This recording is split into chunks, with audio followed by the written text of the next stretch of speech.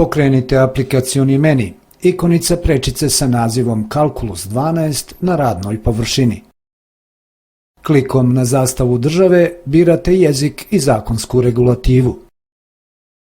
Jednom izabran jezik ostaje podrazumevani jezik do sljedeće promjene, kao na primjeru koji sledi.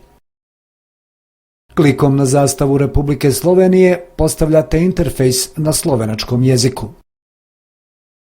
Klikom na zastavu Republike Srbije postavljate interfejs na srpskom jeziku i zakonsku regulativu Republike Srbije. Levi klik pokreće aplikaciju trgovina za evidenciju robno-materijalnog knjigovodstva i komercijale. Finansijska operativa je aplikacija za evidenciju izvoda dinarskih i deviznih računa, blagajni, knjige ulaznih i izlaznih faktura, pregled PDV-a i drugo. Aplikacija proizvodnja pruža detaljnu evidenciju svih faza proizvodnje od zahtjeva kupaca do isporuke proizvoda.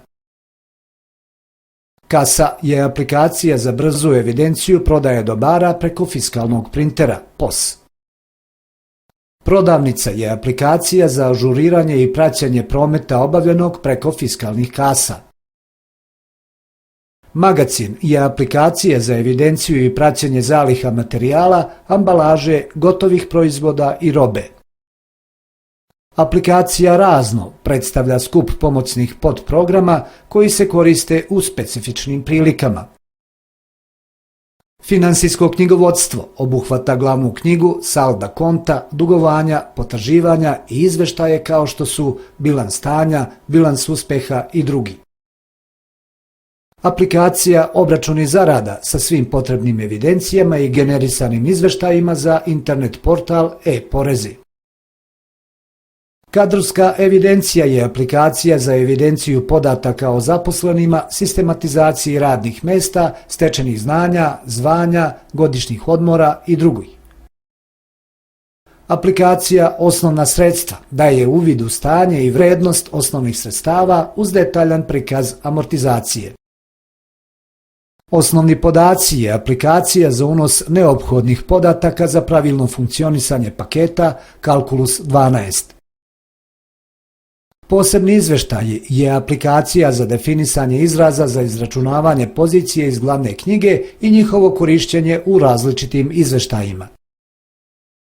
Uputstvo za rad u programskom paketu Kalkulus 12 u verziji za internet ili lokalnoj verziji. Administrator baze je aplikacija za definisanje korisnika i grupa korisnika koji imaju pravo pristupa bazi podataka. Održavanje baza je aplikacija koja korisniku pruža visok stepen bezbednosti od gubljenja i oštećenja podataka.